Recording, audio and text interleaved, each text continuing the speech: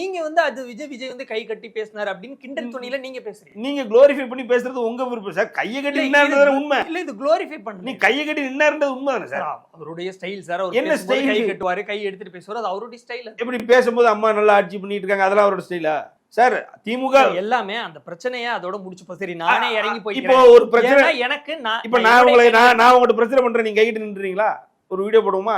நான் உங்கள்ட்ட ஏதாவது பிரச்சனை பண்றேன், என்ன சார் பேசிட்டு? விஜய் கையை கட்டி கூல கும்பிட்டு போட்டது உலகத்துக்கே தெரியும் சார். வந்து கையை கட்டல, அவரு அமைதியா அந்த வீடியோல பேசல, அவர் வந்து ஜெயலலிதா அம்மாக்கு சவால் விட்டாரு, இதெல்லாம் நான் சொல்லல. அந்த நேரத்துல விஜய் இறங்கி போனது உண்மைதான். காரணம் அந்த படம் வரணும், அந்த படத்தினால யார் யார் பாதிக்கப்படுறாங்க, கரியர்ல அந்த படம் எவ்வளவு முக்கியமான படம், தன்னை மட்டும் பாதிச்சா அது பிரச்சனை இல்லை. அது இடத்துல தியேட்டர் ஓனர்ஸ் இருக்காங்க, டிஸ்ட்ரிபியூட்டர்ஸ் இருக்காங்க, ரசிகர்கள் இருக்காங்க. நாளைக்கு தமிழ்நாட்டு முதலமைச்சர் நீங்க அப்படிதானே சொல்லிட்டு இருக்கீங்க, 2026 தமிழ்நாட்டு முதலமைச்சர் ஆகிட்டாருன்னா இந்த மாதிரி தமிழ்நாட்டுக்கு ஒரு சூழ்நிலை வந்து கையை கட்டிட்டு போனாருன்னா எப்படி சார்?